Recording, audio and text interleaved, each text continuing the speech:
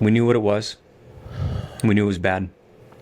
And I was in the nosedive of my condition, and they put me on life support. So I was on a ventilator. They sedated me super heavily because they needed to do what they needed to do and to monitor me. So I was essentially in a medically induced coma. Connect with us on the Emotion Wellness Podcast for a transformative journey of human connection. Witness personal stories, improve your mental health education, and acquire valuable resources for optimizing your well-being. And visit emotionwellness.com for more information. All right, everybody, welcome to the Emotion Wellness Podcast. I'm here with my brother, and the main star of the show right here is Jason Turner. What's up, buddy? Thanks. And I got like the most amazing guests for our viewers today, all the way from Canada. Wow, bro. Jared Maynard. Maynard is how we pronounce the last name? You got it, man. You got it. Oh, man, Hey, dude. real quick, we're going to give you an opportunity to tell everybody how to get a hold of you later, but I think it'd be really cool to give everyone your Instagram handle right now. So if you're listening to this, like I would say, go to this handle, look at some of these photographs. Yes. And then watch the show. And watch the show. While you're watching the show, go to Jared's Instagram. Jared, tell them your Instagram while we start this off. Yeah. Totally. Yeah. Jared.rebuild_stronger. So come on over, come check it out. And we're about to get into all sorts of stuff. And I hope it serves everybody listening. Yes, dude. You are, first of all, I have to just tell you that you, for me, my brother, were a huge inspiration for me when I came out of the hospital. I appreciate you putting your story out there on social media, because it gave me the inspiration that I needed, bro, you know, and for the past, like, I guess, however long that we've been following each other and been in touch with each other. It's been over a year now, man. Yes. I just got to give you your respect. I have massive amounts of admiration for you, respect for you, bro, and you're just a true inspiration. And what I want to do is kind of give you the platform right now and tell us a little bit about yourself, where you're located. Give us a little background about Jared. Where does he come from? And then we kind of want to get into the story of like kind of what led to what happened and where you're at now, you know? And before we get started, man, I just have to say real quick, for me, this is the first time I bet Frank and I we go back and he and I are really, really tight. And I've watched him. I mean, I was on the phone with him the day he found out about his heart and like kind of, you know, from the get. To hear him talk about someone who gave him inspiration is like, that's a whole new experience for me, right? So really want to thank you there because you did something for somebody that I care a lot about, you know? So that just hit me right now that, you know, that you had someone. I did, brother. He's been given to a lot of people since he got out of the hospital, but to hear that someone gave to him is cool. So. Man, I love you, brother. Yeah, man. We're very emotional here, bro. We're Emotion Wellness. So, like, we're men that show I love you for that, bro, because I feel his emotion. That's what this is about. I love it. Absolutely. I love it. The world needs more of that, honestly. Yes. Thank you both, Frank and Jason, for first having me on, and Frank for saying that, because, yeah, you're right. It has been over a year that we've been following each other, and shoot, dude, you have just an incredibly powerful story. So to know that I had any role in, you know, helping or adding fuel to the fire as you're impacting and serving people, that's incredible. So my name's Jared. I'm a physiotherapist by trade. I'm a powerlifting coach. I'm coming from the frozen tundra of Canada, a little west of Toronto, a couple hours there. I live out in the country, middle of nowhere. Like, we're talking horse and buggy. This is where I'm at. Sounds amazing. Yeah, dude. It's honestly really awesome. I had to get used to it, though, because I grew up in a big city, like the city just west of Toronto. So over the last, I don't know, 10 plus years, I've moved from like slightly large city to slightly smaller city. And then all of a sudden, like, my wife comes from the country. This is her jam. She grew up like this. So I had to get used to it. But it's nice out here. It's nice. I have three beautiful wife, her name's Ashley, and then three beautiful little girls who keep me on my toes and growing way too fast. I'm involved with education, especially when it comes to physical therapists, chiropractors, people in the rehab space, as well as strength coaches, people involved in getting people stronger, which plays into my story, in an unexpected way, but a really big way, over the last few years. I'm just a massive nerd. If you talk about anything Star Wars related, we're going to be talking all day long. Love me some coffee, some craft beer. Yeah, man. Thinking about getting into writing and, starting to open some doors in terms of speaking, right? With platforms like your guys, which again, I'm grateful for you guys inviting me on because I just feel more and more called and convicted to try to serve people and share what experiences I have and any knowledge or thoughts that could motivate people because we all go through hard times, to put it lightly. Sometimes it's extreme, like about Frank, and I know in a different way. But I think one thing that we're all guaranteed in life is hardship. So if we can build each other up and help each other get through that, I think it's a pretty damn cool thing. I agree, brother. I agree, man. Beautiful said. Let me ask you, Jared. How long have you been powerlifting? I've been powerlifting since 2014. And I tell you what, man, I did so many things wrong along the way. Like I would not consider myself a gifted powerlifter or currently a particularly good one just by the numbers. But that's one of the reasons why I'm so passionate about working with whether people who want to be competitive in powerlifting or people who just want to get strong for themselves, their health, their family, for whatever. Because I've done a lot of the stupid stuff and I want to try to save people from the headaches that I caused for myself along the way, I hear that. So let me ask you this, Jared. How old are you, by the way? I didn't even ask you that. How old are you? Yeah, 34, going to be 35 later this year. 35. And you have 3 daughters? 3 daughters, yeah. We started with twins because apparently why start small, I love that, man. So I guess take us through, brother, like, because I don't know the full story, man. I just know that you had, why don't you take the listeners through kind of like what you've battled with, overcome, and I really want to dive in that experience because I don't want to give it away, but like your mindset. What is your mindset through all this been as well? But kind of go into the story because I don't really know anything about autoimmune disease or anything like that. Like, how did that come about? Just, I guess, educate the listeners on, your resilience, man, and what you've had to face and now overcome. Yeah. I mean, it really started, the story starts out of the blue. So we're going back to the January 2nd of 2023. So my wife, my daughters, and I, we were over at my parents', had a good New Year's Day visit, came back home. I started feeling a bit sick. It was cold and flu season. I didn't think too much of it because my wife and daughters had the same thing, kind of fatigue, started to feel a little feverish, not a big deal. But a week later, they're all better and I'm starting to get worse. So things continue. Fever and chills get worse and more noticeable. Definitely more fatigued. I still thought, okay, this seems just like a bad flu. It's hanging on for longer than expected for me, right? And then I got some really bad sinus pressure, and it was enough to make me want to go in and see my doctor. So my doctor was off, saw the nurse practitioner. She and I both thought it sounded like a sinus infection. The symptoms fit. So got some antibiotics, got a nasal spray, went back home. And then the next few days, things kept getting worse, and weirdly so. Started having insomnia, which I'd never had before. My lymph nodes in my neck and my shoulders started getting really swollen, where I rolled my fingers along there, and it felt like a little mountain range. It's kind of how it felt or seemed to me. So decided I needed to go in, see somebody else. Went into a small emergency room in a hospital not far from where we're at, because again, we live out in the middle of nowhere. And they diagnosed me there as having mononucleosis, the kissing disease. And I was like, okay, that's weird. I've never had mono. My wife's never had mono. No idea where I picked it up, but okay.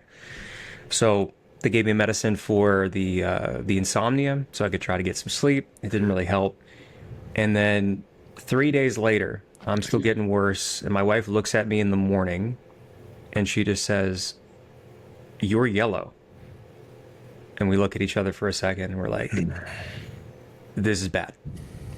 You know, because I know this means my liver's doing some not so good things. It's starting to shut down. So we go to the bigger hospital. It's a little further away, but we knew we needed just more facilities to figure out what the heck was going on. Also, just so I know for you guys as I go, do you guys try to avoid cussing, or if some cusses slip? No, but you speak how you want, my man. No, man. You do you, brother. Yeah. All right, cool. So we get to the larger hospital, and one thing that always stands out to me in this memory is getting out of the van and trying to walk into the ER, and that was a struggle.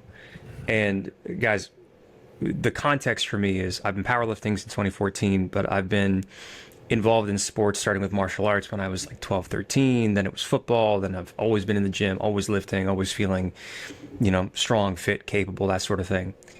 And just the struggle to walk into the ER, which was probably like, what, 50 yards, maybe less. That was scary. And then the nurse doing the triage, she checks my blood pressure, my heart rate. My heart rate's in the 160s, 170s. My blood pressure spiked. And like, we know something's wrong. So get admitted to the hospital that night. And this is where my memory starts to get blurry, because I was dealing with delirium. And I do remember they put me on oxygen because my blood oxygen levels weren't good. And then it was this almost constant stream of doctors and nurses and specialists coming in to try to ask me questions. And the whole process began trying to figure out what the hell was actually going on here. Yeah. My wife told me later, because she was by my side most of the time. My parents and my wife were the ones who dropped everything and like took shifts from basically this point onwards. And my wife told me that one of the scariest moments for her in this whole ordeal was seeing me, like I'm about 5'11 and a half, I weigh about 194 pounds going into this, and seeing her big, strong husband, who she's used to seeing lift hundreds of pounds on a daily basis in the basement, too weak to get up and go to the bathroom. Like I needed help and sit on a wheeling commode to go to the bathroom, and like I had accidents. I pissed myself because I started losing control of my bodily functions, and I didn't have an orientation as to what was going on. And it was this mad dash to try to figure out what is going on. So 6 days later from the initial admission, I was now in the ICU and on life support. And at this point, we had the diagnosis of something called HLH. It was explained to me later, after the coma for 5 weeks, which I'll get to in a sec, that it was kind of like an autoimmune disease. It's not a true autoimmune disease. It's a hyperinflammatory syndrome is what they call it.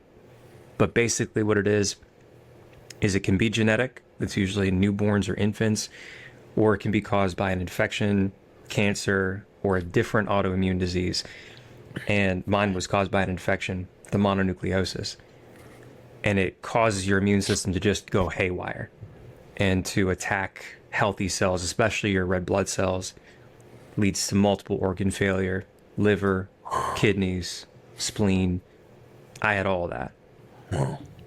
The mortality rate is pretty staggering too. Depending on the source that you're looking at, 57% of people aren't going to make it if it's not treated quickly enough. And even so, you get attention, there's no guarantees that way. So we're talking about like slightly worse odds than a coin flip as to whether I make it back home to my wife and my daughters, So we knew what it was. We knew it was bad.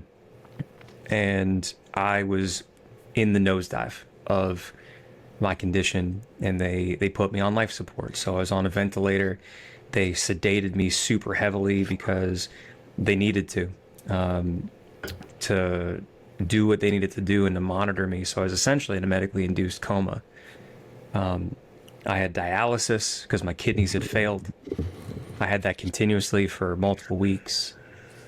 I had a tube down my nose, down into my stomach, so that they could try to give me medicine. And as you'd expect, if I'm in a coma, I can't eat or drink or do anything like that. So they try to give me nutrition. Can't give me very much because my body's so wrecked by the HLH, which is completely ravaging me. And then add to this that the treatment for HLH is chemotherapy, it's corticosteroids, it's treating all the infections that you get by just being in the hospital in the ICU for an extended period of time. And I got a ton of them. I don't know how well you guys can see that, but there's a skin graft on my left arm from an IV that malfunctioned one time. You had that too, brother? You had that? On my arm? Yeah. Oh my gosh. Dude, yeah. It, Wow, you too, bro. Brutal. Absolutely brutal. Yeah, they noticed that. I forget when in the 5 weeks, but instead of the medicine going into the vein and going throughout the body, it stayed where it wasn't supposed to and killed. Bro, it's the same thing. They messed my arm up too. Look, Bro, I didn't know that part. That's dude, wild, dude. fucking crazy. Yeah, as soon as he said it, I was like, damn. Look at that. Jeez. So you had to have a skin graft and all that? From my leg, yeah. Same here. Which leg? From your thigh? Yeah. Your left thigh? No, my right thigh. That's the All right. Dude, we gotta hang out. You gotta come to my house. That's eerily I love similar. you, bro. I'm about to start Love you crying too. here with you. Hey man, I feel you so much. I don't want to stop you, but I feel you, Jared. Like, I feel you so much, bro. You're a warrior, brother. I don't want to stop you. So weird, man, and I appreciate that.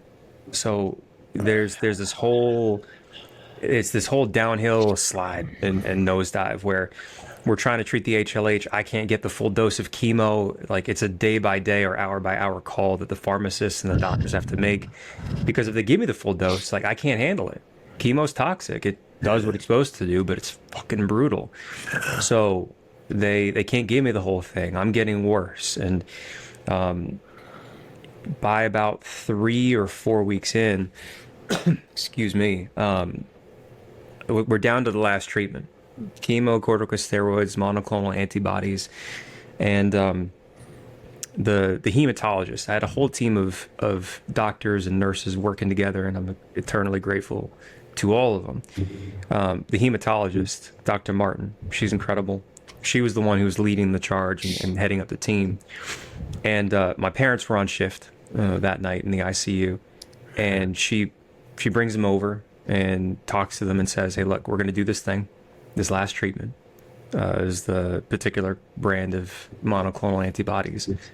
And then she's like, and then his body's going to do what it's going to do. And then to finish the conversation, she walks off. And the charge nurse who overhears this conversation comes up to my parents after and says, "Hold up. It's important that you understand what she just said. There's nothing else we can do after this." And they did it. And I kept getting worse. It's to the point where they were telling my parents and my wife, like, "Hey, look, you got to start prepping to say goodbye to him this week." And like, I've heard from my parents and my wife about how this was, how heartbreaking and terrifying and, you know, out of control this whole thing was. Fucking crazy.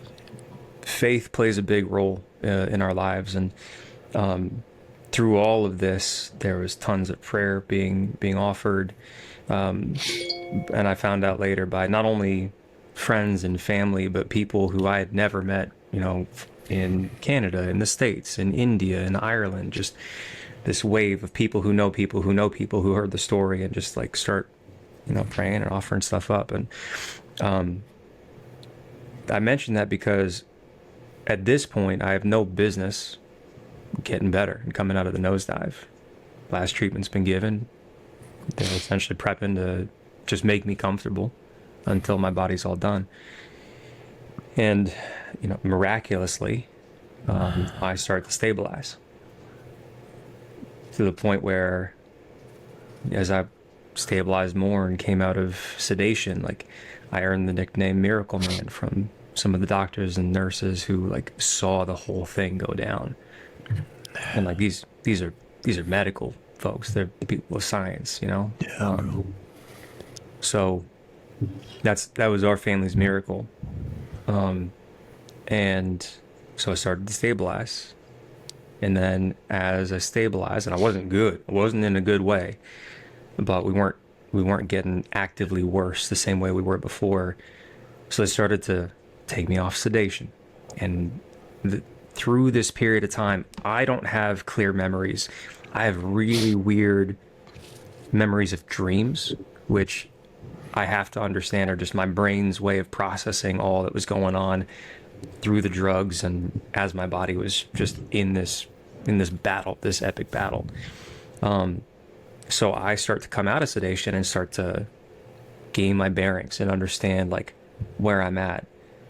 But as I do that, I remember going into the hospital and being admitted and weighing 194 pounds and still having muscle on my frame and all that. And I wake up and I'm 150 pounds. I'm skin and bones. Fucking crazy. I have no hair. I'm literally strapped to the bed because under some of the drugs I got paranoid and like started ripping out my tubes, so they had to restrain me. And even after the restraints came off, I was too weak to fucking do anything. Like I couldn't sit up. I couldn't go to the bathroom. I was entirely dependent on people to do everything for me. Catheter, if I had to take a shit, that meant somebody had to put a bedpan under me. Nothing. Absolutely nothing. I couldn't even talk because the ventilator went from my mouth to my throat. They had to do a tracheotomy because they can't leave it down your throat for longer than a certain period of time for complications' sake. So, on one hand, the absolute blessing of not being dead, and then this progressive horror of understanding, holy shit, I'm not in my body. My left arm's all blackened from the IV. And again, I'm trained as a physio. So the upside is like I could start to understand what was happening. The downside is I could understand what was happening. You know what I mean? So this was the beginning of really where the mental battle began, or battles. And I was overjoyed seeing my wife and my parents and being able to start to try to communicate with them, even though I couldn't talk, I couldn't write because my hand was tremoring and I couldn't actually produce any legible penmanship. And at the same time, I started to understand how long this road was going to be on the way back. And at the same time,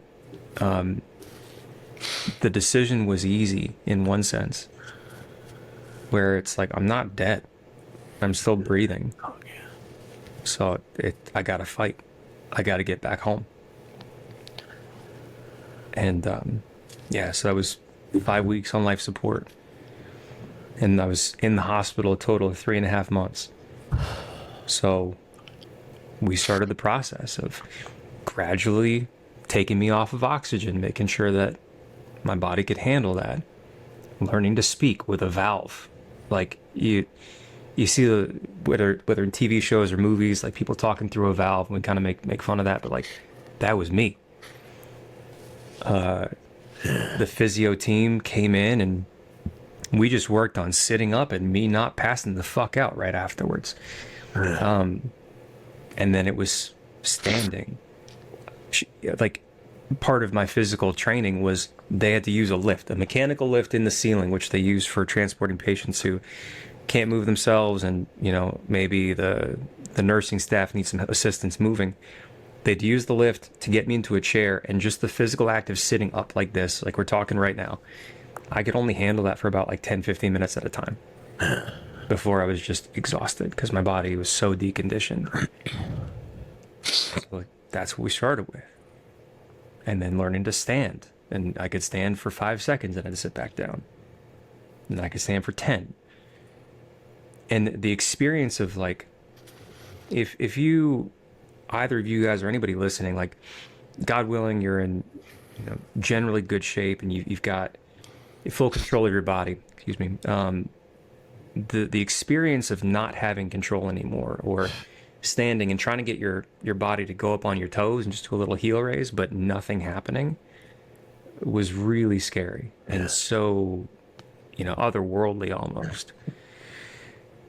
And so you can imagine, I mean, like, through all of this, this is this is now my reality, where I live in the hospital. I'm away from my family. My business, I've been self-employed for, I forget how many years now, 6 or so. So my business, I don't know how that's doing. I have to get up to speed on that.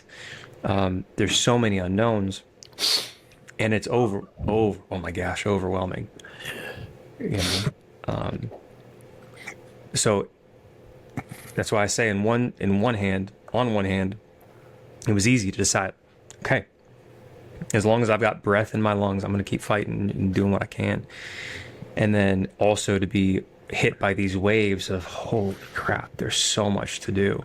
Am I going to make it?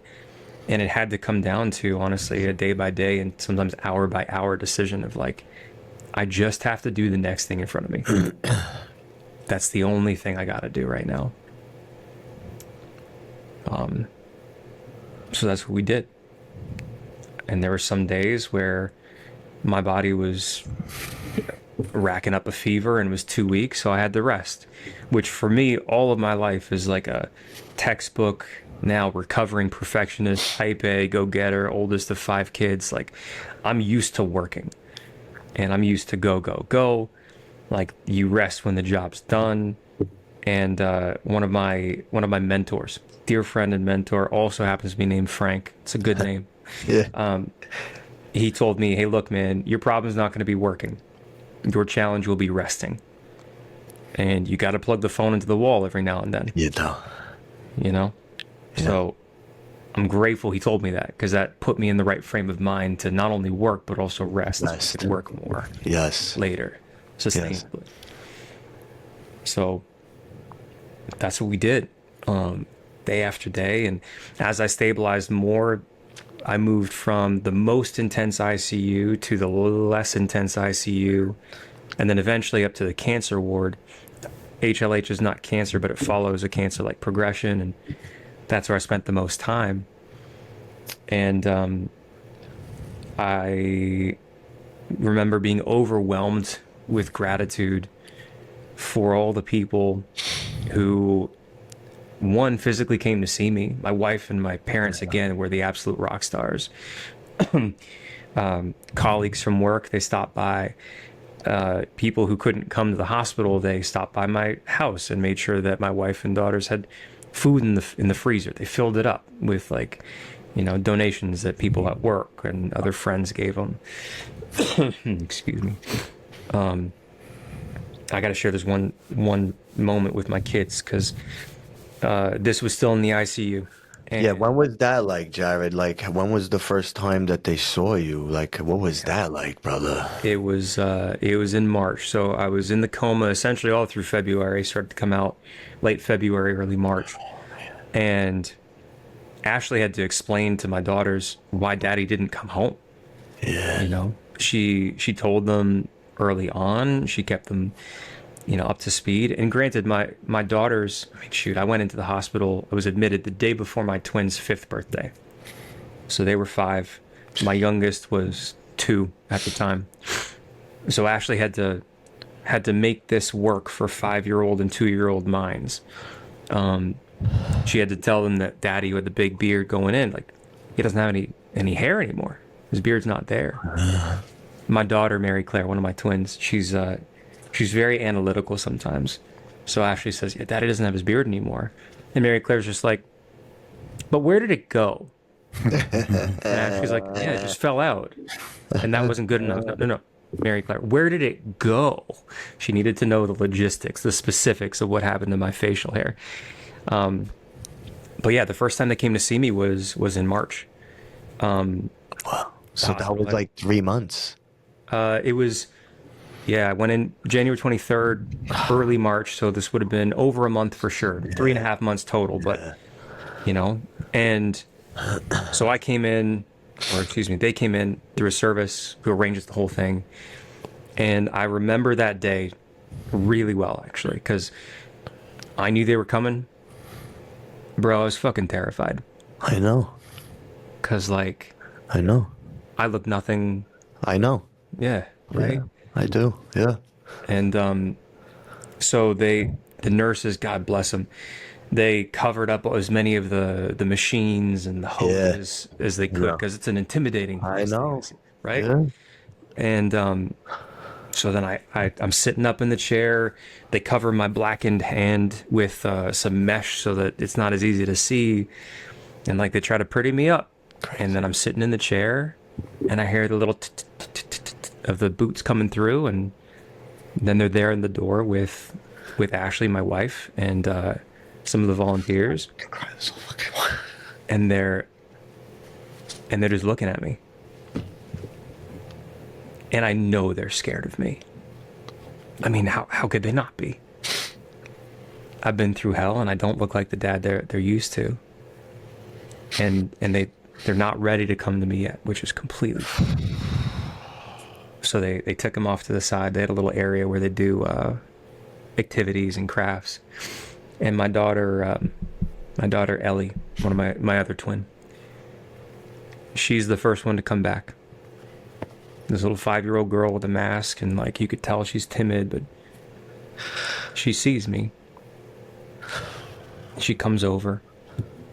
She holds my hand and she starts just crawling up and just cuddling, and I fucking lose it, man. Yeah. She told me later, it's like, yeah, I was scared. You looked scary, but I knew you were still my daddy. Oh, man. So it was painful and still so restorative to have my little girl there and to know that she knew that it's still me.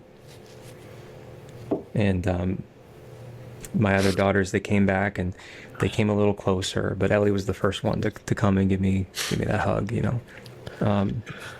And then they came back for some more regular visits and started to get more used to how I was doing, especially as I started to look a little bit more healthy.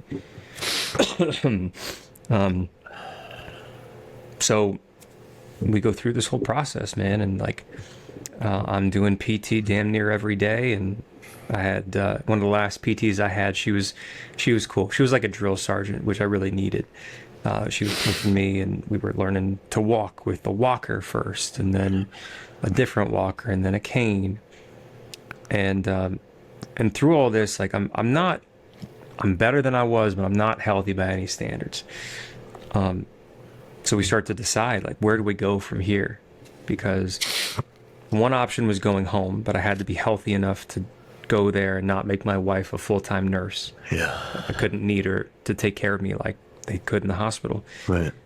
The other option was like an inpatient rehab facility where you're more stable than you would be at the main hospital, but you still need some more intense rehab before you go home. So we were looking at both options, and the only reason why I didn't go to the rehab facility is because I was honest with the doctors who were taking care of me at the time, and I'm so glad I had really good ones who were open and honest and asked me, like, how are you feeling? And I was on antidepressants because I was so homesick at this point. I'm like, I understand the reasons why physically it would be helpful. Mentally, I don't think I can hack it. Yeah. I Yeah. need to go home. Yeah. And so that's what we did. And it was May 1st. It was actually the day that I had my skin graft, was the day that I got discharged. They crammed it in just before I left. But my wife came to pick me up from the hospital. And I'm wounded, not just from the skin graft surgery, but lying in the hospital bed in the ICU. I had a pressure sore right on my tailbone, and an infection and a wound in my leg. So like I had to change those bandages. My wife pushes me out of the hospital in a wheelchair. I vomit 3 times on the way home from the chemo. And we make it home. And being home doesn't mean I'm out of the woods yet, because there's a lot of recovery. There's still a lot of work to do. But I was at least home with my wife and with my daughters, which was a win.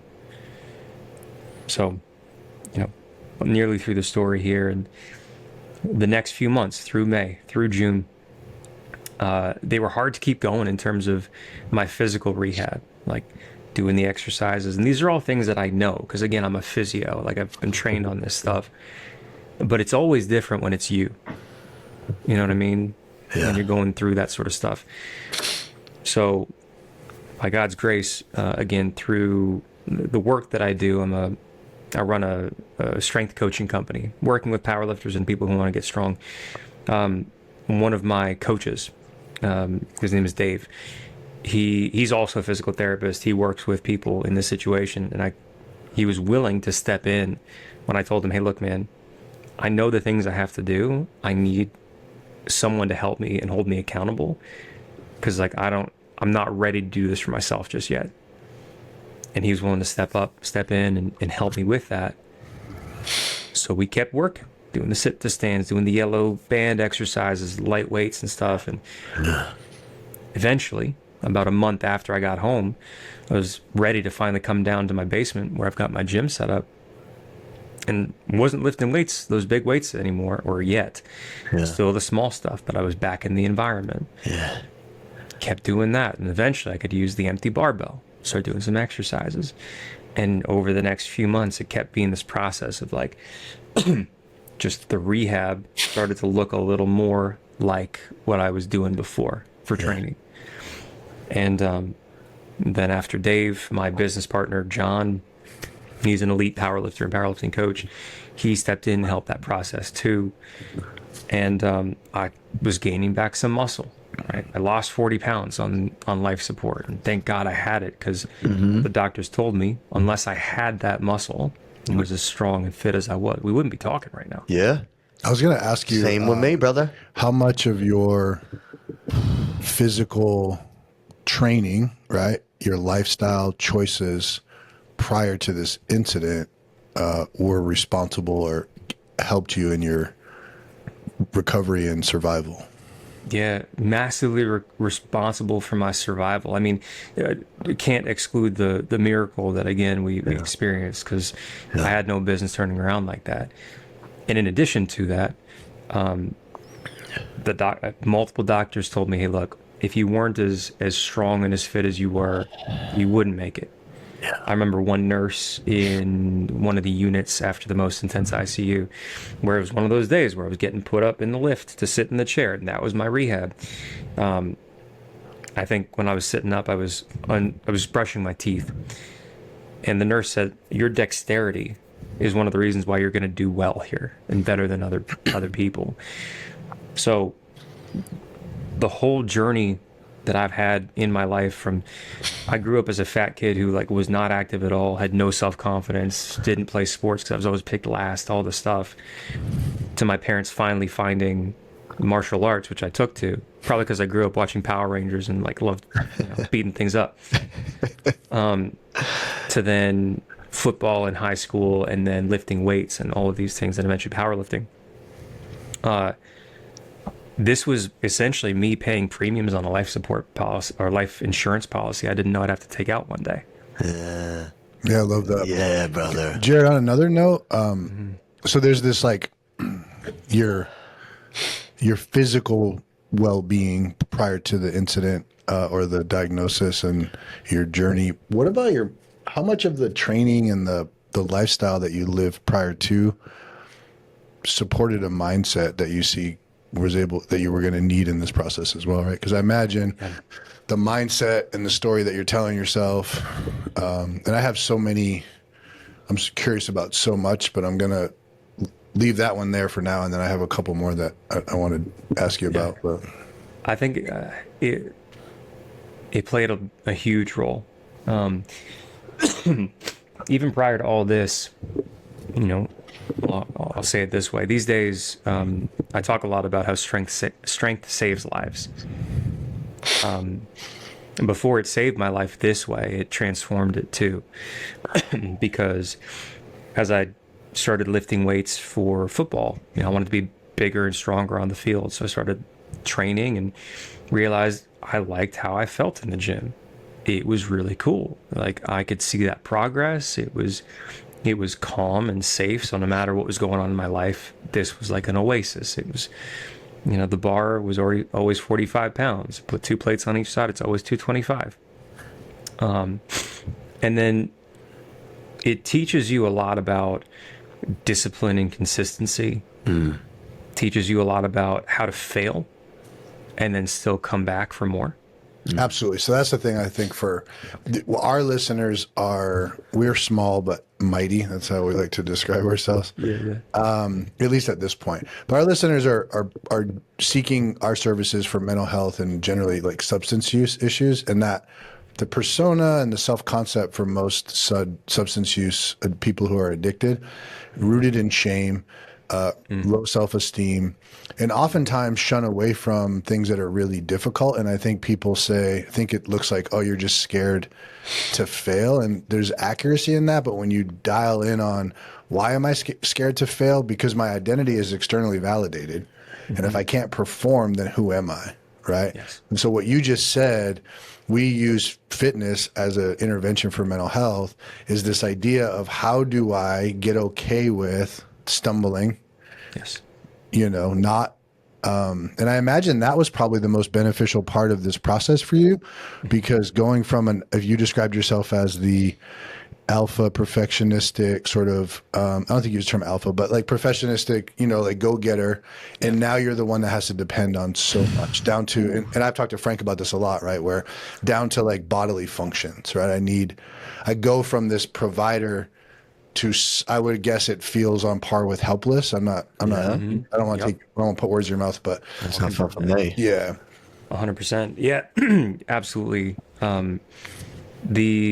The experience, not knowing that I would have it put front and center and experience it this particular way going through HLH. But being able to take risks and recognize that the things that I was chasing in the gym, building more muscle, a stronger body, a bigger squat, bench, deadlift, whatever it was. Okay, cool. I'm not there yet, which requires me to do things that are going to push me and get me out of my comfort zone. And I'm not going to get it on the first try, probably. So I have to be okay with that. And I have to step up to the bar, take my shot, and when it doesn't go the way I hope that it's going to go, recognize it's not a reflection or an accurate representation of who I am. I'm not a failure in that.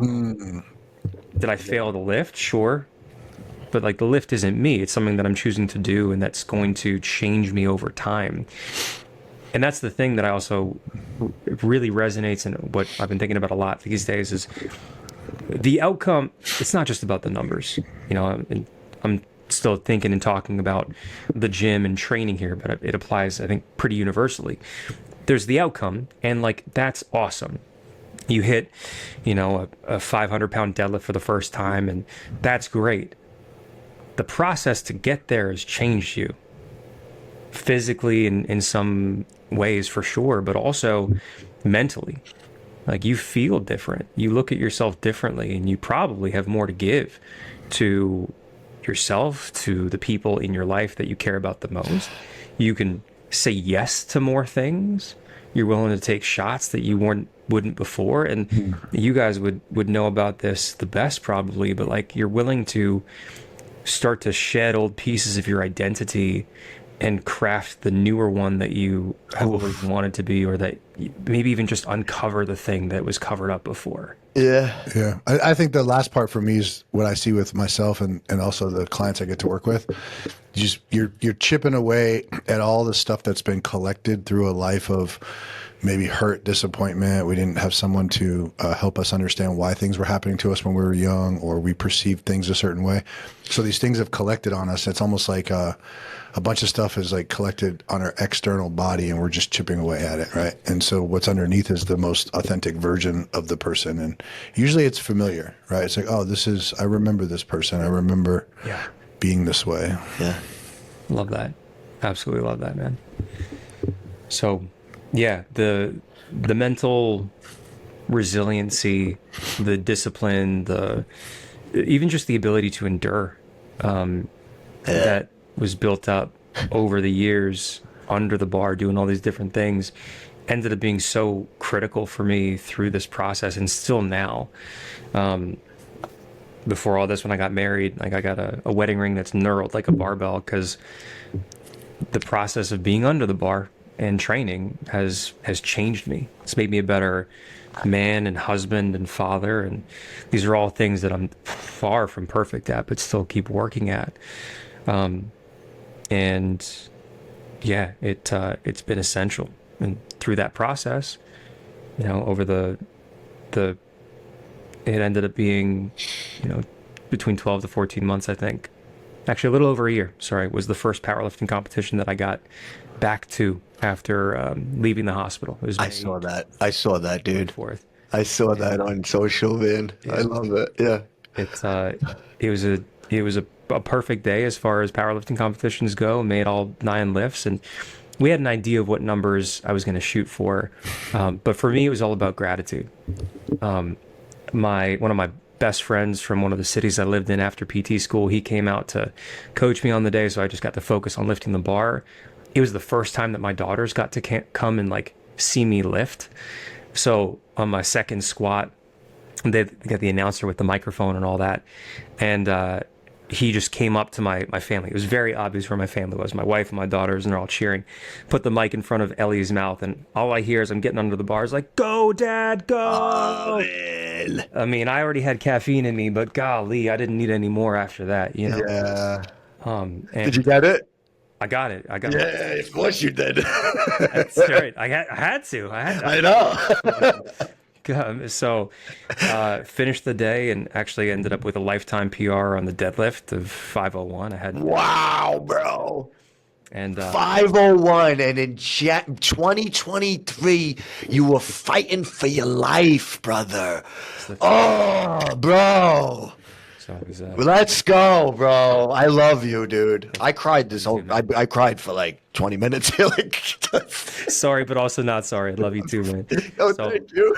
So yeah, man, I'm so grateful for that. And I had another competition later that year in August, and hit another lifetime PR of 507. Wow. And like it just I went into those again really with more gratitude than I'd ever had before. Just knowing that like I was not guaranteed to be there. I'm a fan of the phrase memento mori, you know, from Stoicism. Remember that you must die, right? Yeah. I got it tattooed on my arm after all this.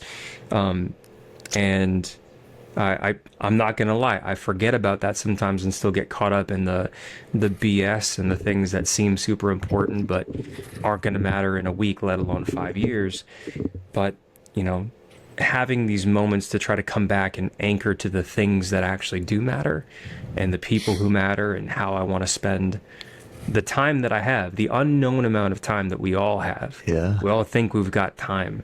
I know. And, you know, sometimes we go through these crises like you have and like I have, and we realize like, okay, unknown number on the clock, and like nothing's really promised past today. So it's something I'm still working on, trying to live intentionally, you know? Yeah. What's something that stands out to you that you learned as a result of this experience? I think the biggest one for me, and maybe anybody who resonates with being a recovering perfectionist, the type A, do it all by yourself, I don't need to ask for anybody's help, I'll figure it out, I'm good. Whether it's rooted in, whatever it's rooted in, insecurity, guilt, shame, our upbringings, things like that. I learned that life is going to be hard enough on its own, and it doesn't need to be made any harder by being prideful or stupid and refusing or turning away help when it's offered. Man. Yeah. My other curious sort of thoughts are around the relationship with your wife. Mm-hmm. So obviously sounds like you guys have something special. You went through a lot. Was there an initial, you talked about, naturally when your daughters see you, there's a little bit of hesitation based on some changes. So you took a dramatic change in who you were individually because of the inability to be the strong one, a bit of a role reversal almost, or like, kind of experiencing yourself differently. Was there a moment or periods in the beginning where you just didn't want to be seen, and there was a like leaning into almost pushing away? I imagine like I would want to push away from the people that are super, I don't want you to see me this way. And how did you navigate that? 100% there was. I wanted to hide. And I did hide, not so much from my wife and from my parents, although as I came to after the sedation and I realized how I looked and what was going on and how different I was, and I felt like I woke up in somebody else's body. Yeah, there was shame. There was, don't look at me, because I'm not who I remember being. I'm not who I want to be, and I don't want you to remember me this way. It didn't. That feeling was there, but it was overpowered very quickly by just gratitude and like a desire and almost just an abandonment to having people who were familiar and who loved me in this really unfamiliar, terrifying environment. People who were part of the inner circle, And then the process for me started with when I could speak again after learning how to speak, getting the valve out and the trach and all that stuff, starting to call people. And I didn't sound like myself. I was much more garbled. I was having a bit of a lisp, and these are just all normal things that happen after you go through all that stuff. But I was very self-conscious of it. And still, I stuck with the inner circle, the friends who've been friends for 10 years plus, and just started to call them and talk to them, which was a step forward. It felt like a step into the spotlight a little bit, but a gradual exposure. And it was tough, but it was good. When I got home, a large part of what I do for marketing for the business is involving social media. That was where I hid the most and for the longest, because I wasn't ready, honestly, to show where I was. And I knew people were pulling for me. I knew there was so much gratitude. I knew people wanted to know how I was doing, but it took me a minute to get to the point where I was ready to pull back the curtain and just like let that happen. So I think the process for me was being real with where I was and recognizing the resistance, also recognizing where I needed to go, that I couldn't just be an island and isolate myself. That was not going to go well or go for long. And then just eventually, when I was closer to ready, make the leap and start sharing more about where I'm at with the journey, and start reconnecting with more people. And it was this gradual process over time. But yeah, it was tough. It's incredible, man. I appreciate you allowing me to explore that curiosity a bit. Of course, man. My hope with all of what we've talked about so far is like, if anybody listening is going through your own version of this, your own trial, tribulation, hellscape, whatever it is, if you feel like you're not ready to be seen, or like you're weighted down and you are not who you want to be, and the road ahead seems winding and long and insurmountable, first and foremost, like my hope is that and like hear from these words that we're sharing together that like you're not alone. You really are not. And when you're ready, opening yourself up to receiving help wherever it is. And I'm not going to pretend like I know everybody's circumstances and like it's not hard. I acknowledge that for sure.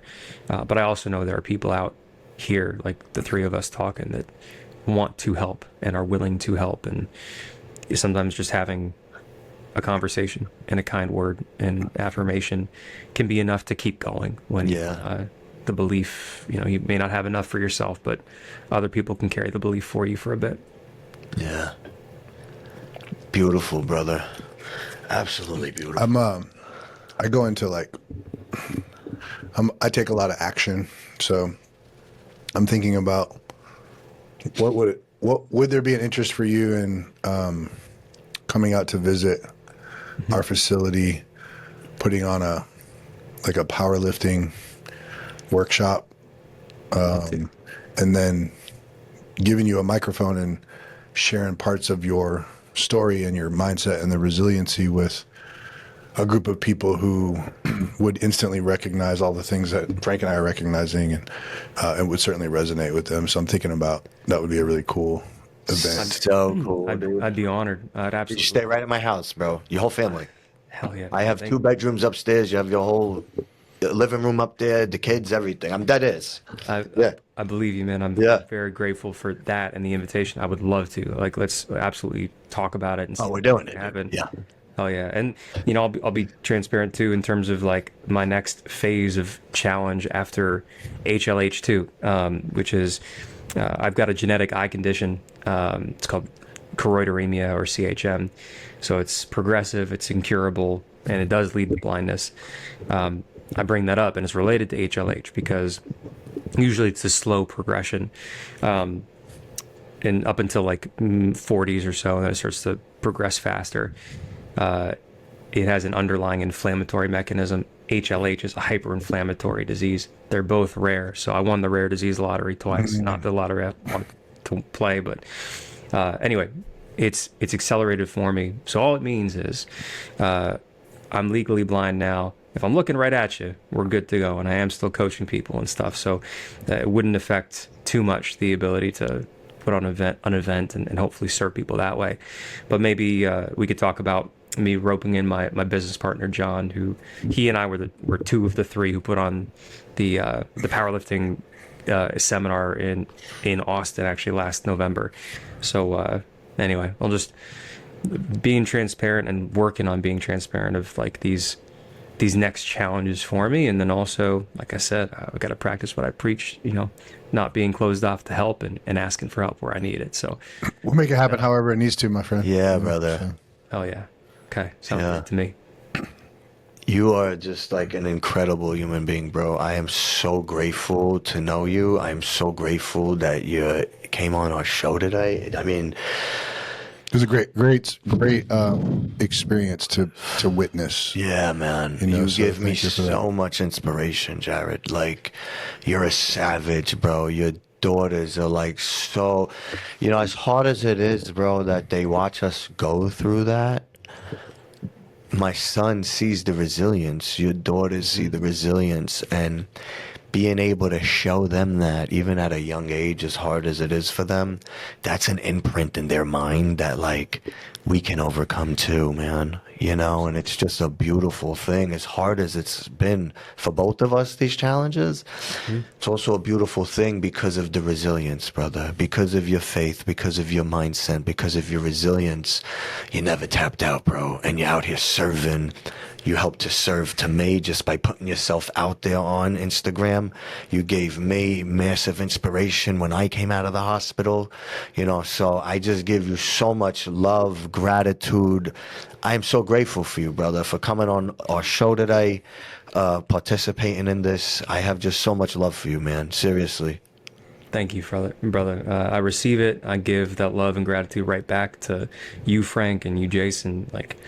Thank you for Frank first connecting all the way back when we did, and thanks for the invite to come on here. And it's an honor for me. I appreciate the trust, and again, I hope that everybody listening, there was something that we touched on that serves you and that you carry forward today. And if there's ever anything that I can do to help anybody listening, any conversations you want to have, questions that you've got, I'm an open book. I love that, man. Appreciate it, man. Really, really grateful for this opportunity to talk with you. Would you do myself and Frank a favor and the people listening and just Do you have a website as well as your Instagram? Would you just repeat everything? Where we can find you, because we want everyone to come follow you, bro. We want everyone to come see you, your coaching. Tell us all about everything that you have going on, where they can find you. Let's go. I appreciate it. Yeah, I'm most active on Instagram, so jared.rebuild_stronger. Our website is rebuildstrongeronline.com. You can come check us out in terms of services and stuff. But if you want to come talk to me, you want to see more about the journey, what I'm up to, and if there's any content that I'm posting that could serve you, yeah, Instagram's going to be the place. Working on a few different things as far as, maybe some writing, some speaking, some other events for later this year. But for right now, it's the focus is on serving the people that are trusting us to help get them stronger in our company. It's called Rebuild Stronger, if you haven't figured, and hopefully spreading the message and some inspiration and some motivation for folks. So that's where I'm at. Incredible. Well, we will do our best to get the word out, man. You're an incredible human being, brother. I love you. Thank you for connecting with us on today's episode of the Emotion Podcast, where we discuss all things mental health. Connect every week as we explore incredibly intimate stories of persistence and hope, delve into mental health education, and explore valuable resources. Available on YouTube, Apple Podcast, Spotify, or wherever you get your podcasts. And visit emotionwellness.com for more information.